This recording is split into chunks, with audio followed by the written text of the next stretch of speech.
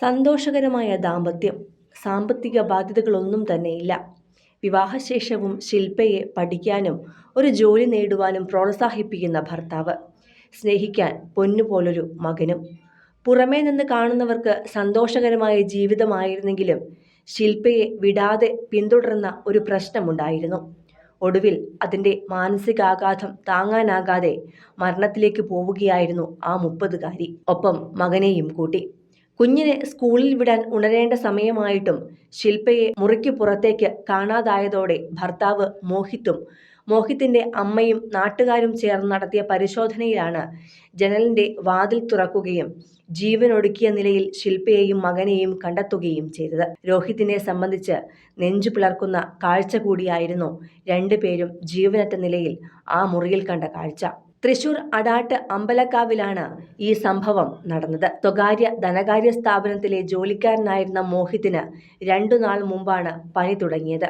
5 വയസ്സുകാരനായ മകൻ അക്ഷയ്ജിത്തിനും ഭാര്യയ്ക്കും പനി വരേണ്ടല്ലോ എന്നു കരുതി തൊട്ടടുത്ത മുറിയിലേക്ക് മാറിയാണ് മോഹിത്ത് ഉറങ്ങാൻ കിടന്നത്.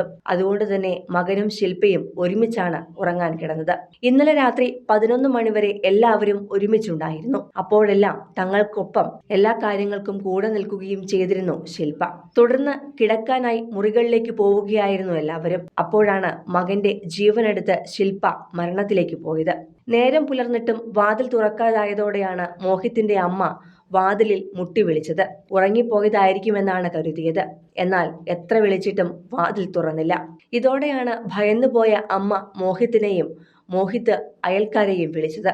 അപ്രതീക്ഷിതമായി വീട്ടിൽ നിന്നും ബഹളം കേട്ടതിനെ തുടർന്ന് നാട്ടുകാരും ഓടിക്കൂടി. മുറിയുടെ വാതിൽ അകത്തുനിന്നും കുറ്റിയിട്ട നിലയിലായിരുന്നു.